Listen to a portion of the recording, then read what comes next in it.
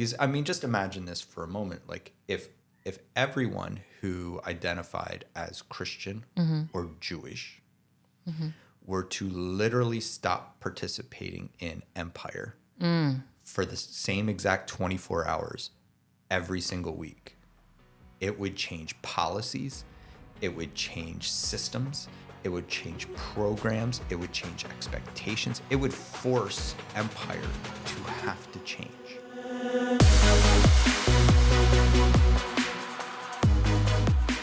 Hello, and welcome to the Ancient Jesus Future Faith podcast.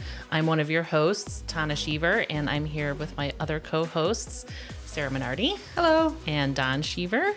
Hey. And this morning, or today, we're recording in the morning, we want to talk about... I almost said good morning and I caught myself. Revealed. We're talking about Sabbath. So I want to start off before we get... There's so much to talk about with Sabbath, but before we really kind of start to dig into it, I wanted to ask you all, growing up, what were you taught about the Sabbath? Well, growing up, taught that specifically like within the framework of the 10 Commandments, that the fourth commandment meant going to Mass every week. Oh, that's right. You were raised Catholic. Yes, we were raised Catholic. And so the interpretation of, and I believe that even in our little like catechism religion books, the fourth commandment was worded differently. And I don't remember what the wording was, but just kind of like the Lord's Day, talked about the Lord's Day. Oh, yeah, that keep it holy. Keep it holy and make sure that you go to Mass. That was a big obligation. Although as I was growing up, they started having some Masses on Saturday evenings. And I think that that's continued. We never really were a Saturday evening person, Mass person. But we went to Mass every Sunday at 8:30. And yeah, that was like the big emphasis for me, specifically being taught about what the fourth commandment means in reference to Sabbath. Yeah, I didn't think about it at first, but I mean, I grew up Catholic too. And yeah, it was definitely ingrained in me that was like a commandment that, like if you don't go to church on Sunday, it's like a sin. Yeah. And it was Sunday. Sabbath was Sunday. Yeah. Yeah. Don? I'm trying to think. I don't really remember Sabbath being invoked by name.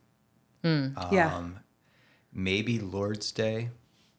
I mean, I'm old enough that I remember like the blue laws. I think that's what they were called, where like a lot of places weren't open on Sundays at all, or they, or when it started becoming more progressive, they were open till 5 p.m. or something, or they couldn't open till noon, and they closed at 5. They didn't sell alcohol on Sundays, and I believe some states still have some fragments of that, whether it's but mostly I think it's around alcohol. Sometimes it's like you can't sell it until like 1 or 4 or something like that. Right. On Sundays. Right. Yeah, actually, the county that my husband Glenn grew up in, New Jersey, still has blue laws, and they're the last county in New Jersey to keep them. And they don't sell anything, I think, except food. So it applies to clothes, furniture, building supplies. So I remember it was a big deal because Kmart, and they're still they're gone. Never mind. But Kmart, they were beginning to shift to being open on Sundays, and I just remember in the church that my dad pastored that was a huge deal. Like this was a sign of the times. yeah. Wow. Well, it was like, I think like in our lifetimes, it's been a big shift.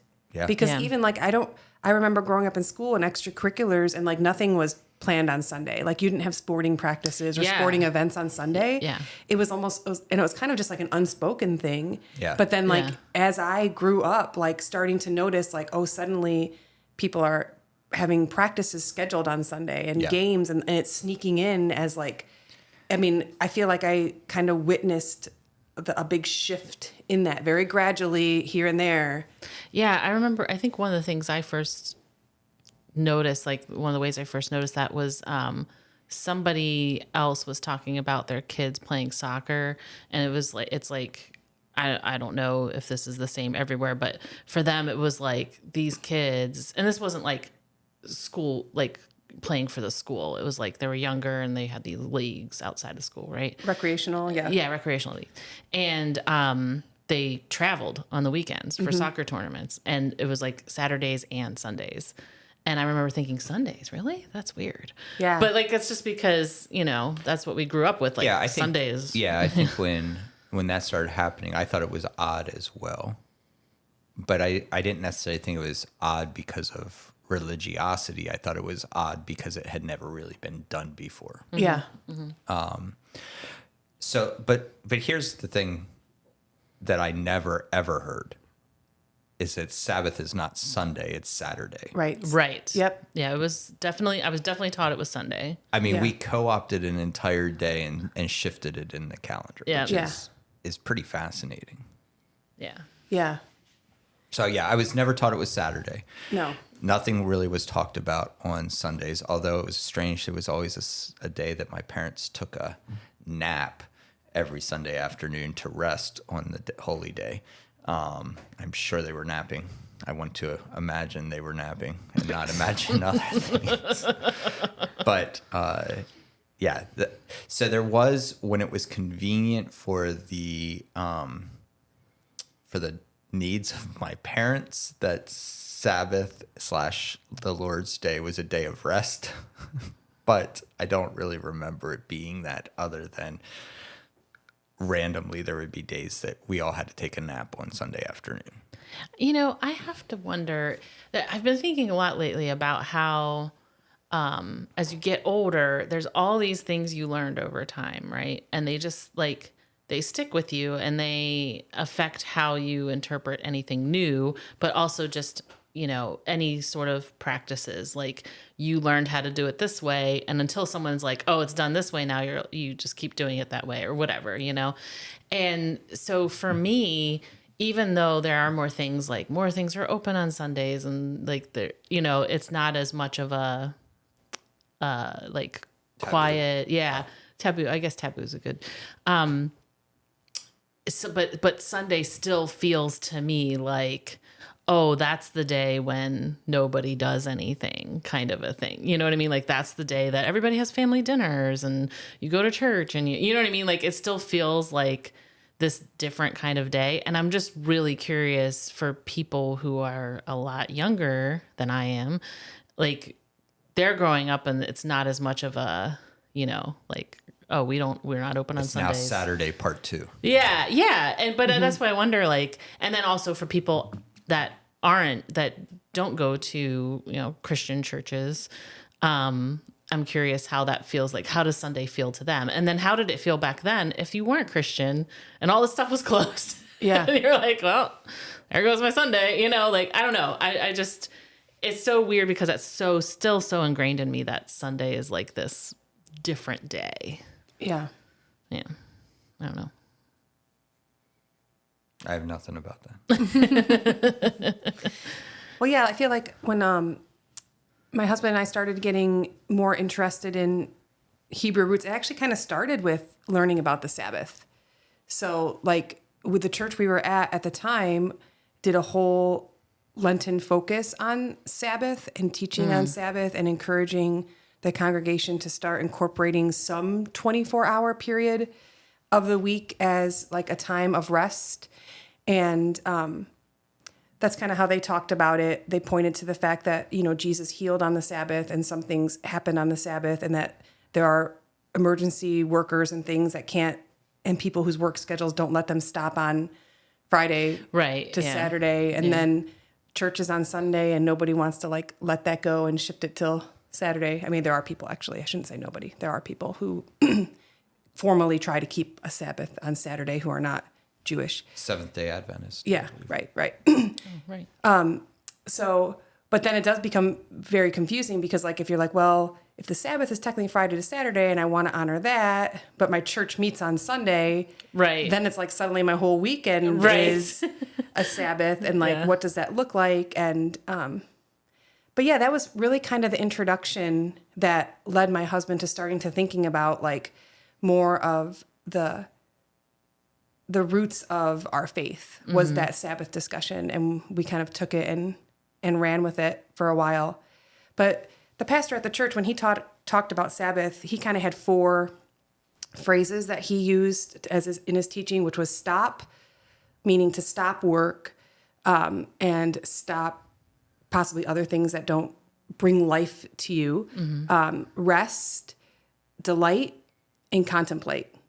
So that as you're thinking about what a Sabbath might look for you, that you're like stopping some things, that you're intentionally resting, which doesn't always mean sleeping, and delighting, that you're delighting in the world that God made, delighting in God, but also delighting in the things that bring you joy, and then contemplate, to remind us that like spending time thinking about God or studying the Bible or more spiritual things is a useful part of it as well. And I like that framework, and I like the way that they talked about it, because as my husband and I have tried to like keep a Sabbath over the years, I think one of the helpful things is, yes, thinking about like, well, what things do we not want to do on our Sabbath, and what things do we want to do? And it can be different from person to person. Like some people would say gardening would be an immensely pleasurable, relaxing pursuit that they would consider be part of their Sabbath. But to me, I'm like, nope, that's work. I like to garden like this much. Sorry for people listening, but I've got my fingers like 1 inch, I like the tiniest amount of it, and then I'm just done. And then I'm just irritated and grumpy, and like, it is not a Sabbath type activity. Yeah. But I do think that that's like a helpful, like, way to think about how to celebrate Sabbath, is that like to consider what are the things that you uniquely want to incorporate into your Sabbath. Yeah. I think we, my memory is not going to be terrific here, but I think we had a similar, at least Sabbath felt to me like the more kind of introductory part of learning more about the Hebrew roots. Yeah. I remember at one point I got like a little guide that said like the Sabbath, and it was like, it had a list of all the things you weren't supposed to do. And I remember, I think, I don't remember if it was in that or if it was in something else I read, but it was like something about like how like you weren't supposed to build a fire or something. Yeah. And coincidentally, we had this new stove and it had a Sabbath setting. Yeah. Yeah. Which was really fascinating to me, because it was like, oh, you can put like your food in, and like basically like a timed, it'll start to cook later or whatever. So you're not actually kindling the fire on the Sabbath, which I found fascinating. Yeah. The hospital that I frequented way too frequently in New York had Sabbath elevators, Sabbath setting on elevators. What? So the Sabbath setting on an elevator is that it will automatically stop on each floor, so you don't have to push the button to call it. No kidding. Yeah. Wow. So I think for us, some of these details make sense to us, but to our general audience that maybe has never experienced Sabbath, this could sound either one, overwhelming, or, oh my gosh, this feels like so many rules or legalistic. So what is it for you and your family, Sarah, that made that attractive? Because what it sounds to, I think, a lot of folks is that it's like a whole bunch of rules and a boring day on the weekend. Yeah. But yet you mentioned it was one of the first things that kind of drew you and your household. Tana mentioned it was one of the first things that drew our household. And by the way, I think we should do an episode on the different forms of Hebrew roots, because there's a lot of expressions of attempting to understand the Hebrew roots of our faith, and they all look extraordinarily different and come with different weights. And so I think we should probably do an episode to talk about some of those different types. So maybe that's something we can do soon. Yeah, that's probably a good idea. Yeah, I think one of the books I've read in the past, I've read a lot of books on Sabbath. One of them was Walter Brueggemann's Sabbath as Resistance. And one of the things that he points out is that in the 10 Commandments, we have 3 commandments that kind of talk about our relationship with God, 1, 2, and 3. Then you've got this 4th commandment, the Sabbath, around the Sabbath, and that if you actually look in the text, it takes up the most space. It's like the longest one. Although I think in our modern day and time, it's the one that we're like least likely to like talk about or judge people for, or like. Oh yeah, we want 9 of the 10 commandments. The one commandment we do not want is Sabbath. Yeah. And then we'll take like other things in the Bible that say like, do not worry, and be like, well, this is a command. So if you're worrying, you know, like. Yeah. Anyway, that's a sidebar. But then like the last commandments, I guess there would be 6 left, are about like how you relate to your neighbor. And I think I actually read an article that it wasn't actually Walter Brueggemann's original idea. I think he got it from somebody else, but he kind of took it and then ran with it in his book and added many other points. But the idea that the 4th commandment regarding the Sabbath is like a bridge between like relationship with God and relationship with people. And I think that's a really beautiful picture, and it's a really inspiring in terms of like your question, Don, like what's attractive about a Sabbath? Why would we bother with a Sabbath? Well, if we're trying to deepen our relationship with God and we're trying to live in the world in a way that honors our neighbor, perhaps the key is this bridge commandment, this 4th commandment. And one of the quotes from the book that I'll share is, Brueggemann says, in our contemporary context of the rat race of anxiety, the celebration of Sabbath is an act of both resistance and alternative. It is resistance because it is a visible insistence that our lives are not defined by the production and consumption of commodity goods. Such an act of resistance requires enormous intentionality and communal reinforcement amid the barrage of seductive pressures from the insatiable insistences of the market, with its intrusions into every part of our life, from the family to the national budget. But Sabbath is not only resistance, it is alternative. The alternative on offer is the awareness and practice of the claim that we are situated on the receiving end of the gifts of God. And the end of the book, like, I don't think I can sum it up fairly, but it's fascinating. And it like, he really focuses on the 10th commandment, the do not coveting your neighbor's thing, and how Sabbath can inform that as well. And Sabbath can ideally prevent us from greed, prevent us from the rat race, prevent us from serving both, in Matthew 6, we can't serve both God and money.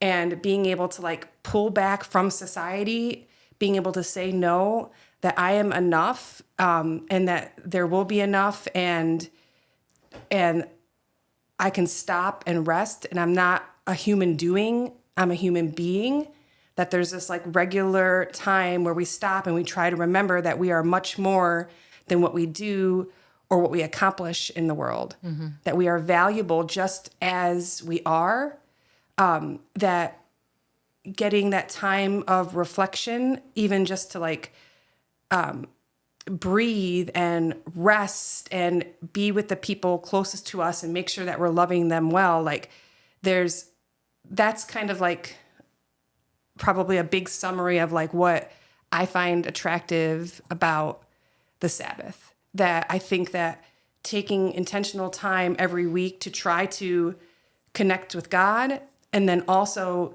to rest, and also to connect with myself. Like, what am I doing in this season of life that's bringing me life? What am I doing that's bringing me death? And a Sabbath type of reflection can help me structure my life, because if I'm running in the rat race, if I'm stuck on the roller coaster, then having these moments of reflection is like, okay, here's my time. Like, I can get off of this roller coaster. I can stop like doing all these things that are leading me to be stressed out and either having an ill effect on my health or my attitude, which then in turn is affecting how I can be neighborly. And one of the things that, another quote was that he said, I'm just going to paraphrase it, but I don't remember exactly, but something like, if worship doesn't lead to neighborly compassion and justice, then it's a phony Sabbath. so that our Sabbath should be leading us to neighborly compassion and justice. And it can do this in very practical ways. I assume he's somewhat pulling from like Isaiah, 53 is it? 58. 58, yeah. With what is a true Sabbath? Fast. Yeah. True fast and true Sabbath, yeah. Yeah. And so if you think about it practically, and back to your point about a bunch of rules and things like that, like we can delve into that a little bit more, but not saying everybody's Sabbath is going to look the same, but say your personal Sabbath is that you're trying to stay home in your home for a chunk of that time. Sure. But if your Sabbath ends up that you stay home a little bit longer than you normally would, and maybe you're like in your home or around your home, then it can naturally lead to more opportunities to be aware of what's going on with your actual neighbors. Yeah. So there's like a very practical like thing that like, or if you have more time in your schedule or more margin in your life, if you're not running from thing to thing, then it creates more opportunities to love your neighbor. Like if we want to be mobile sanctuaries, even like referencing our previous podcast, the idea of like carrying the love of God wherever we go, there has to be some margin in our life or some like willingness to be interrupted, some like ability or flexibility to be the hands and feet of God if the opportunity comes. And when we have like a Sabbath mindset, ideally the Sabbath mindset kind of also travels throughout how we handle our schedule in the rest of the week in terms of like keeping spots of margin where possible, not like booking things back to back to back. So again, that you're stressed or that you can't fully be present in the moment because you know you have to be something somewhere else for somebody else. Yeah. But so I think that like the ideas around Sabbath can help us to be better mobile sanctuaries, help us be better carriers of the love of God in very practical ways, like keep putting us in our neighborhoods, giving us time just to think about how am I loving my neighbor and how can I love them better, and giving us time to actually do those things. Yeah. Because if things slow down and like we're not running around, we might just even creatively come up with ways that are better ways to love like the people in our lives. Yeah. So that was a really long answer. Sorry. Sabbaths are 24 hours long. So. Yeah, I remember when we first started looking at the concept of Sabbath, the way that I had been taught, honestly, the only way I knew the word Sabbath, like I don't feel like they threw the word Sabbath around. It was like the Lord's Day, but we knew the commandment, and it said Sabbath and remember the Sabbath and keep it holy.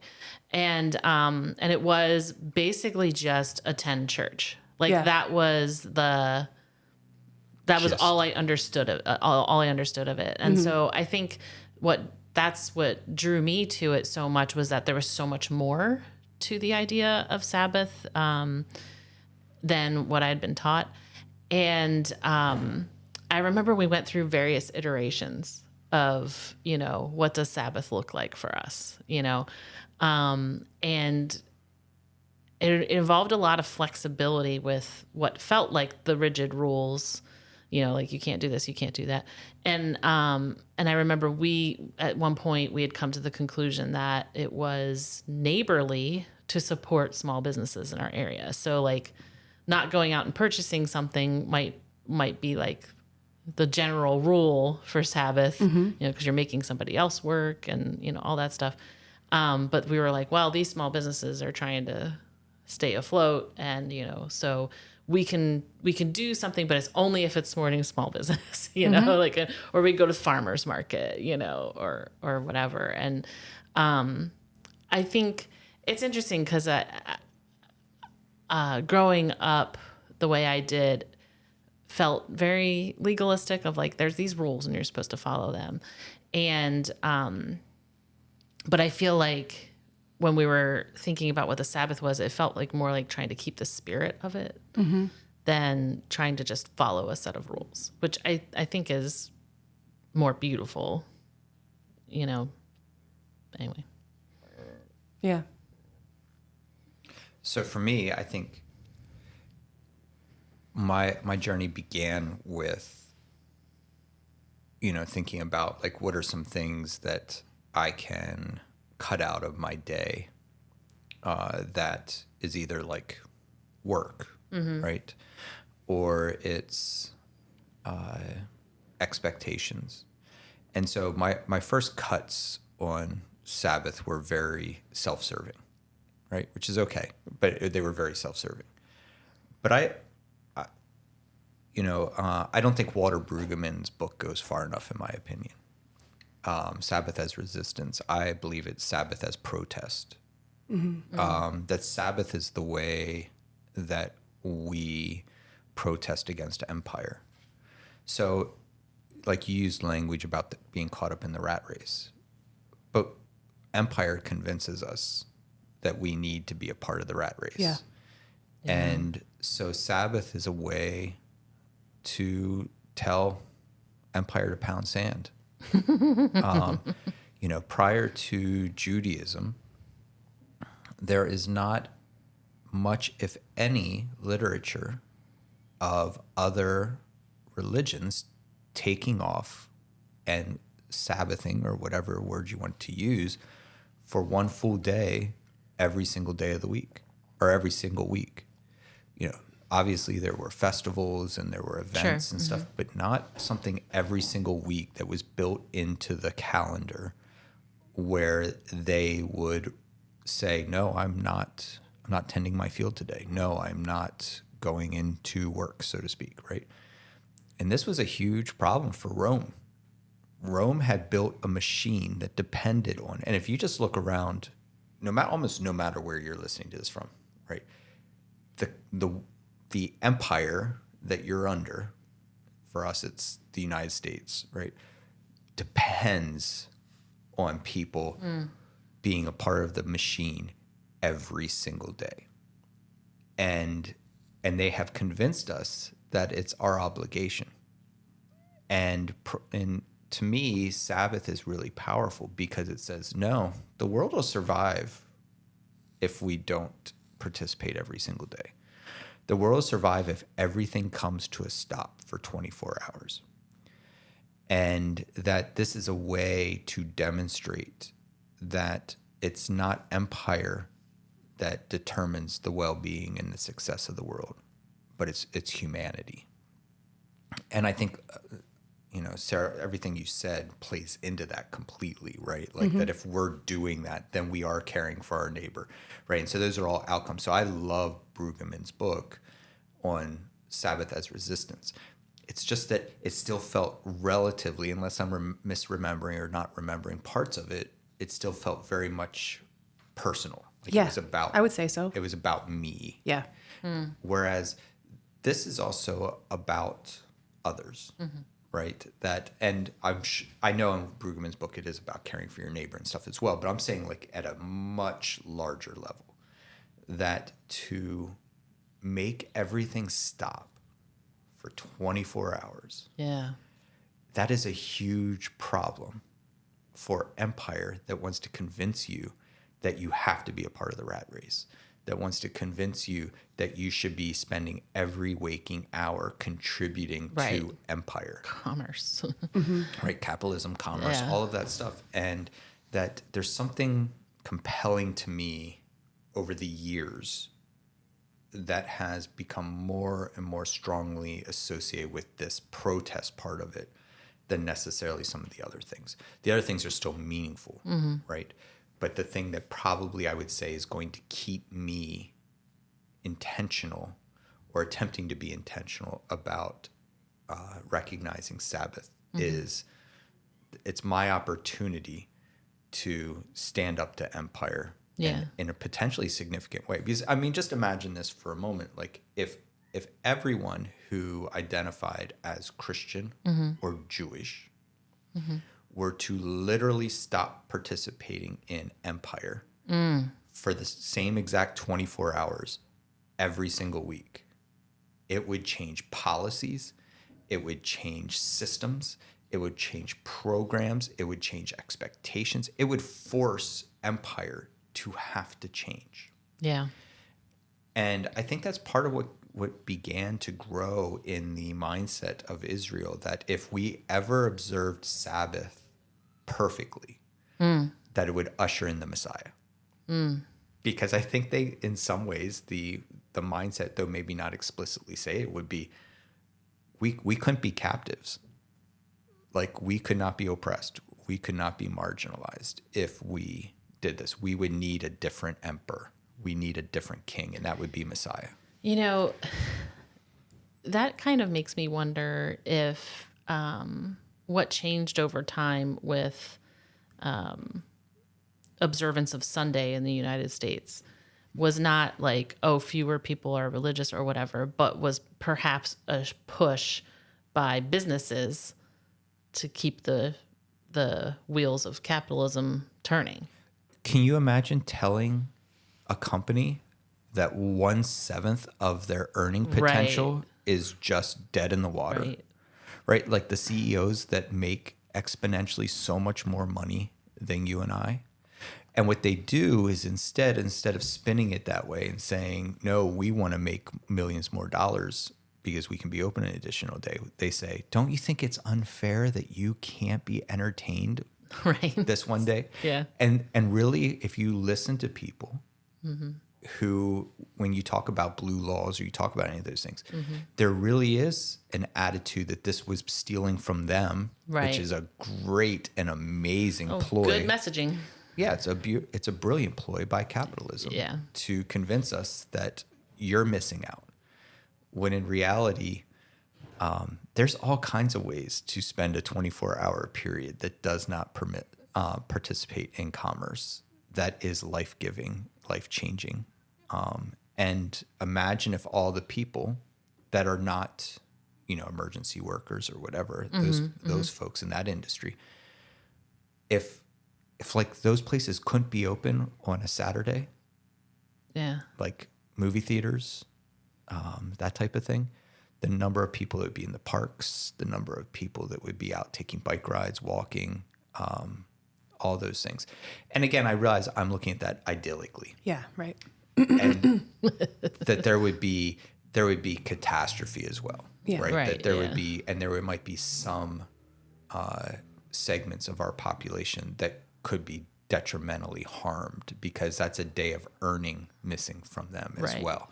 So I don't want to make it sound like it's a perfect concept, but I think at the heart of it, at the center of it, is a very compelling thing that I think is worth us pausing, no pun intended with Sabbath, but worth us pausing to consider. Well, I think that's one of the shames of at least how I grew up understanding the Sabbath is like none of the extra beauty that you talked about, Sarah, that you talked about, Don, was communicated. And it really did just seem like, well, things should be closed so I can go to church kind of a deal. And it feels like that understanding of it almost is, I remember when we owned the restaurant and we were closed on Sundays. And people were mad because they wanted to come eat breakfast at our restaurant before they went to church. Or brunch afterwards. And they're like, why aren't you opening? You'd make so much money, blah, blah, blah. And we were like, well, we want to go to church too, and that was always just such a fascinating thing that the argument then was coming from, the people going to church. Yeah, I think our non-religious customers understood we were closed on Sundays so we could go to church. I feel like the people that were the least understanding were churchgoers. Right, yeah. Of course, there was also the day that you closed so you could watch a football game. It was Ohio State versus Penn State.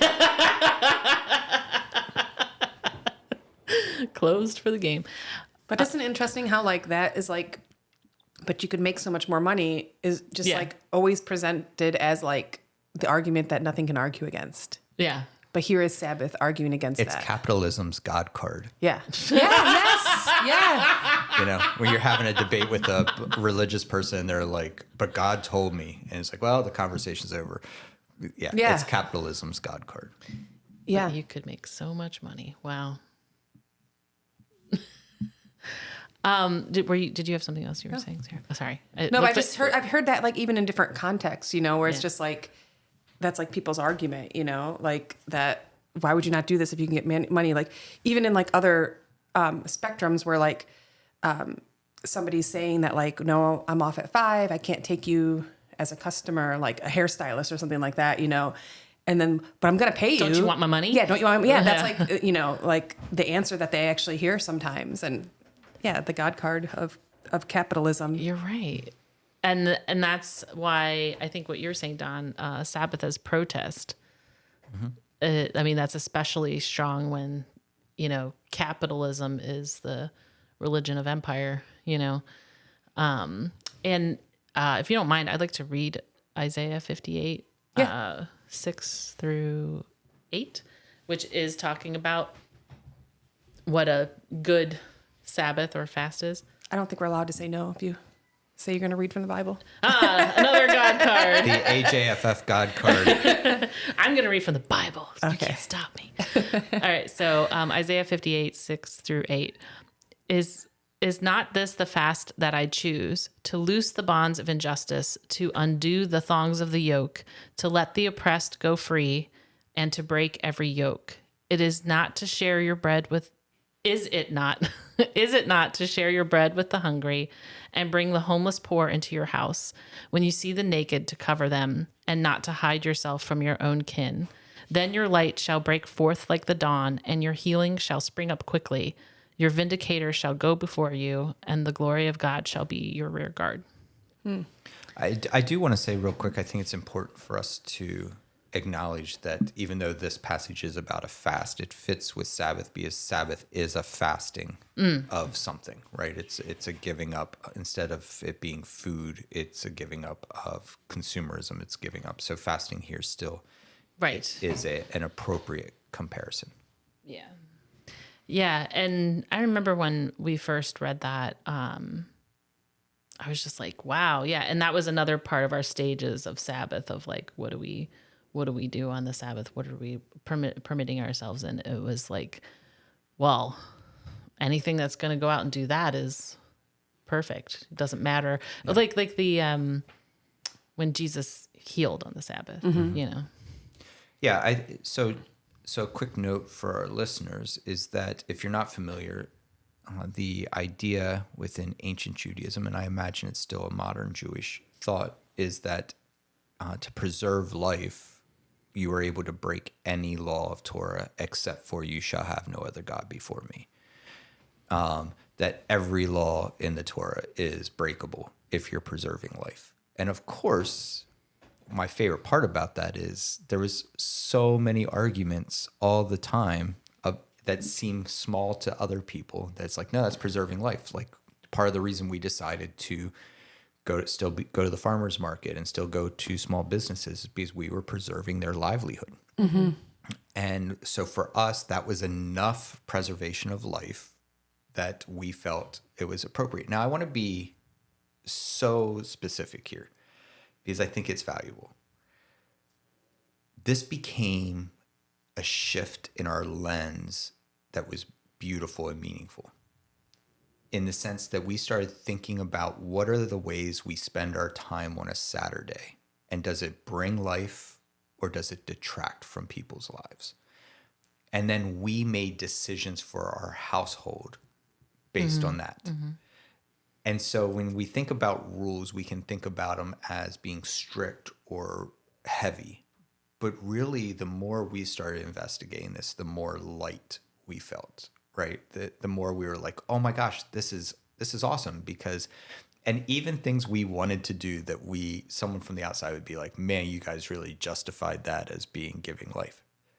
I don't care. It wasn't about that. It was about the fact that we went into different things that we had never gone into before with the mindset of preservation of life or livelihood. And we entered that with that heart and that intent. And it transformed a lot of those interactions. It transformed the way we spoke to people. We interacted with people. We welcomed people into space. And it was really powerful for us. And I think that's why it's also so beautiful. So a lot of people that you come across, particularly Christians, who take on Sabbath later in life or start thinking about Sabbath, rarely are you going to meet someone who it's horrible. Mm-hmm. Right? Instead, it's going to be this wonderful thing. In fact, Tana, who is the guy, and Sarah, you may know too, the gentleman wrote a book about following Torah for a year. Oh. It's like, two initials.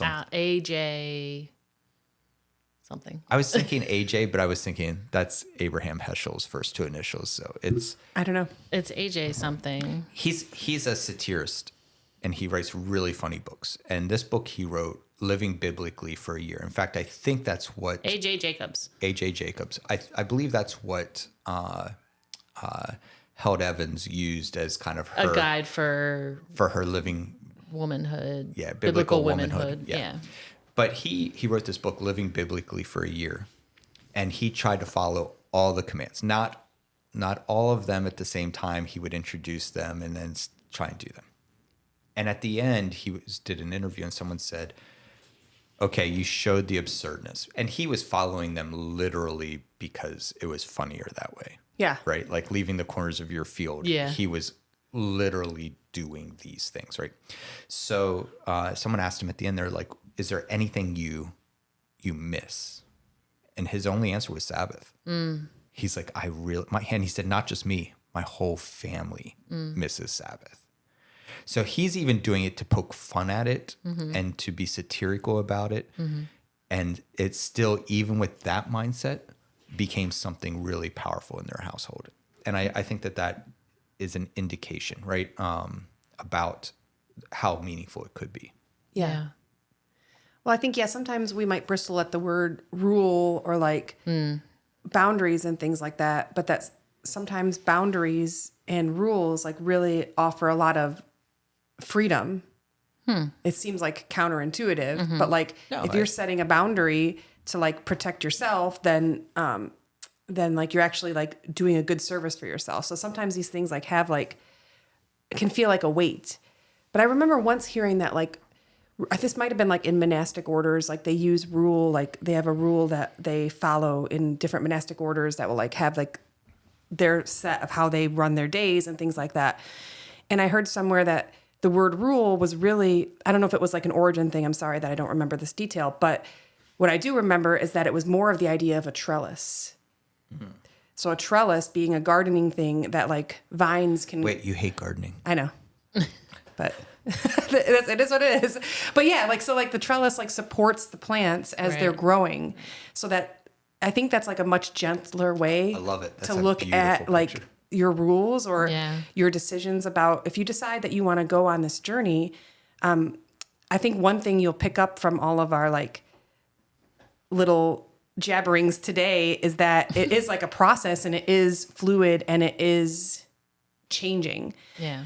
And it can be, like, I remember when we first start, like, if you have like no rules or no trellis or no guiding principles, such as, is this preserve life, then it can feel very like willy-nilly, and like finding a what for your household, for yourself or your family, like what is the trellis that you want to guide. It might change over time, and that's okay, because it's all part of the beautiful wrestling of like this gift that God has suggested, you know. And we haven't even mentioned that like when God gives this as a commandment, it's when the Israelites were coming out of slavery. Yeah. Where they were working nonstop. How many years? 300. 300 years, thank you. So like they've come out of slavery, they're at the mountain, and this is how God presents himself, and how foreign of a concept that would have been, and to like implement from coming from where they were. Yeah. And so yeah. Good.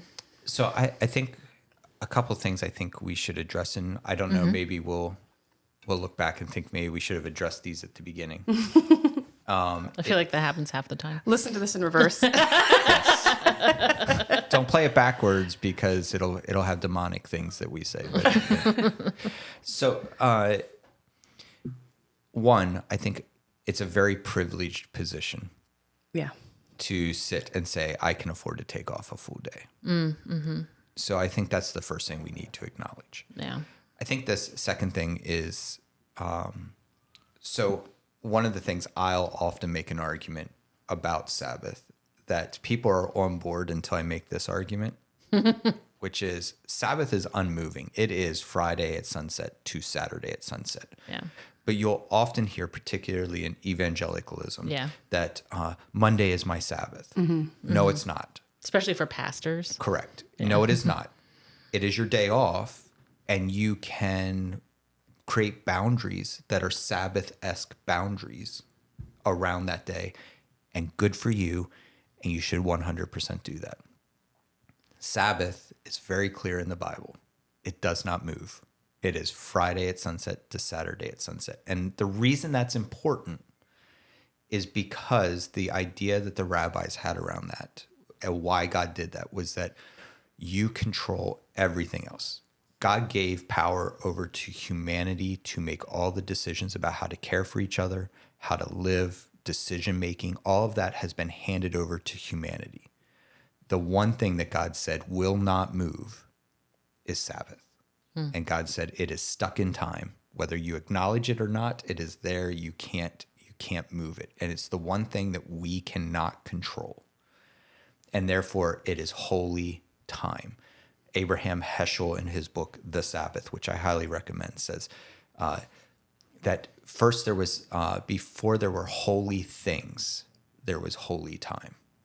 And it's so important for us to acknowledge that piece, or I should say it's important to me. So you can take off Monday, you can take off Thursday, you can do whatever you want. And I will celebrate that you have set Sabbath-esque boundaries around that time. But Sunday is not Sabbath. Monday is not. Tuesday, Wednesday, Thursday, Friday, not Sabbath. Well, until you get to Friday at sunset. So that's another piece, just for when you're talking about this. Because again, for you, if that's how you want to think about that, is okay. But speaking to other people about it, just know that Sabbath is not a movable entity. Heschel also said that the Sabbath is not like Red Bull. Okay, he did not say Red Bull. But he said Sabbath is not meant to energize you so you're a better worker for Empire the rest of the week. Mm-hmm. It is a time for you to rest for yourself. And it is a time for you to rest for your family. It is a time to rest for God. It is not so you're a better employee. In fact, making yourself a better employee, like thinking of Sabbath so you can be a better employee, defeats the Sabbath as protest mindset. The last piece I think is important to mention is if you do work on Saturdays or you work Friday nights, does that mean that you can't participate in Sabbath? Heavens no. In fact, I have found the richest experiences for me is when I do have to work on those days, because then I get creative and it becomes a game for me of how will I steal Sabbath moments back from Empire. So things that I used to do when I worked in retail or restaurant and had to work on Saturdays would be, I'm going to pack my lunch. I'm going to stop and get gas Friday before sunset. I'm going to actually think ahead and plan so I am not participating in commerce any more than I have to by requirement of my job. Yeah. Those were actually some of the more meaningful Sabbaths I've had, because I was like, no, I'm not just giving in because I'm scheduled to work. I'm going to fight back against this.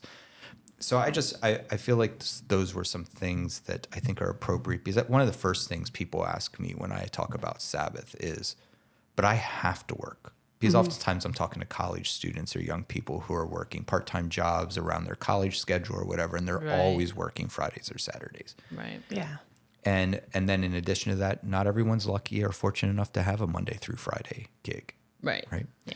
So any thoughts about those caveats or any other caveats you two would like to add?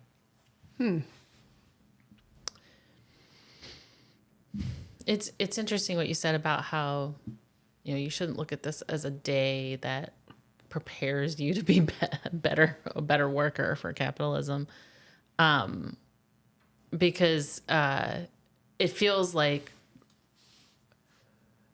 in some ways that was one of the ways that I had to convince myself to take the Sabbath. So that was your kind of your starting point. Yeah, because I'm one of those people who just constantly feels the weight of everything that needs to be done. And especially at that time in my life when I had more energy and I was just like, oh, I got to do this. I got to do that. And, trying to make sure, you know, sometimes we had multiple jobs and you know what I mean? And, I actually had read an article that was like, you should rest.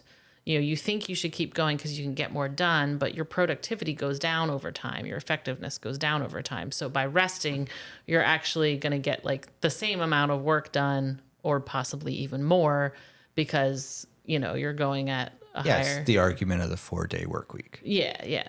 And, and so that was like, I don't know. For me, that was just like, oh, the rest will actually do me good, and me, I can still get all my stuff done at the other times. You know what I mean? So it's kind of funny how even that had to like, yeah. I mean, Heschel. The more direct quote of Heschel is, "You are not a beast of burden. Your rest is not to make you better in the field." Yeah. Yeah. I think like maybe if Sabbath's not meant to make you a better employee, but I think one of the things it can make you is a better neighbor. 100%. Yeah. Absolutely. And like one idea I've been like thinking about the last few weeks is, you know, like how we introduce ourselves to people. And we usually like one of the first things when you're trying to get to know somebody is, what do you do? Yeah. Right. Yeah. It's always the question. Yeah.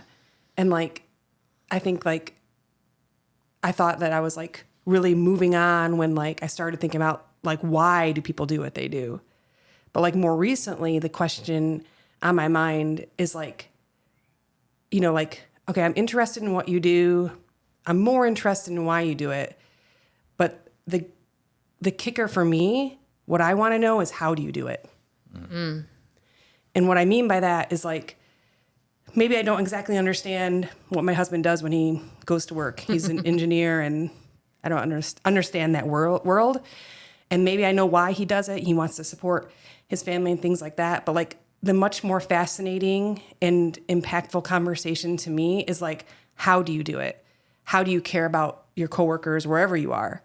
How do you go about your day? How do you like, again, kind of like the mobile sanctuary thing, how do you bring God into every space that you're in? How do you relate to the people that cross your path throughout the day? So that's like been on my mind, is like, I could almost care less about what it is that you actually do. Like, how do you do that? Yeah. How do you go about it? Yeah. I thought you were going to go with, you know, what are your hobbies? Right? Yeah. Like, I thought that's kind of where you're going to go. And what was interesting, having that fleeting thought while you were talking about this, which I think yours is a way more interesting question than what are your hobbies, is that I think so many people I know my age, late 40s, leaning more towards the late part, don't really have hobbies, don't have things. Yeah. They're too busy. Yeah. Like, and I think that's another aspect that Sabbath can help create, is like that there are things to do outside of busyness. Yeah. So. Yeah, I think that was, you know, what was sort of revelatory to me when we were really good about keeping Sabbath. And, you know, it was like my brain was free to like kind of relax and think about other things. It felt like I was more aware of my own thoughts and feelings, and because, you know, there's just so much input nowadays. You know, it's just like excessive amounts of input, stuff coming at you all the time from various screens. And there's so much information to take in. And we just often don't have time to, you know, process that or maybe think of our own things.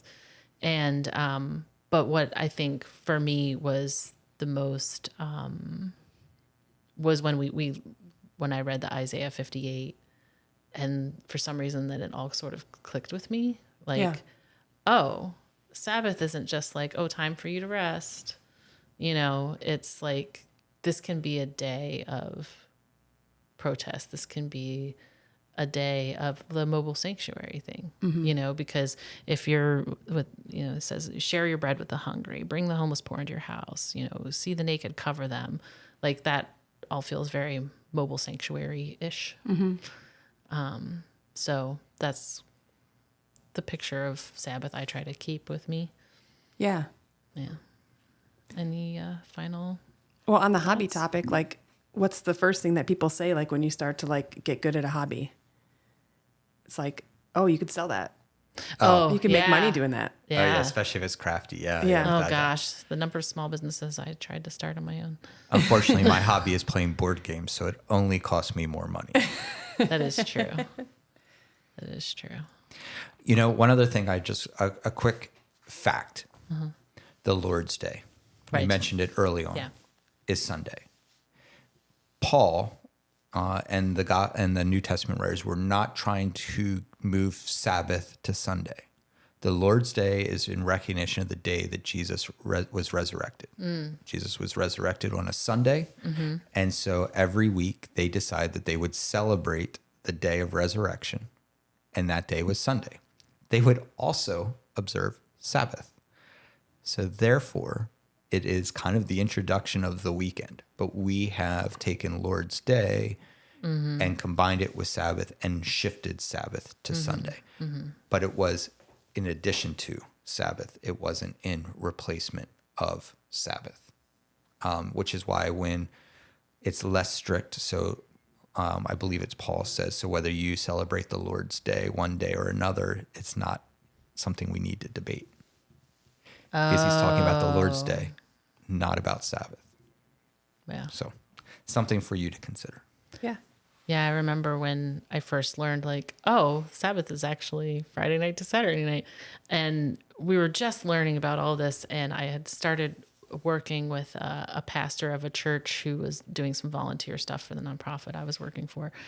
And somehow something came up, and I was like, oh, did you know? And I was like so excited to share this. Like, Friday, I was like, oh, you probably know. Like, it was actually supposed to be this. And he got so defensive and angry and was just like, that's how it used to be, but it switched. And this is why we need to have an episode on Hebrew roots. Yeah. He was not very happy with me, but anyway. So, any final thoughts? So we don't end with the pastor being angry at me. I feel like that's how we probably end most weeks, depending on who's listening to the podcast. That's fair. No? Nope. Nothing? All right. Well, thank you very much. I feel like this was a good conversation. I love being reminded of the idea of Sabbath as protest.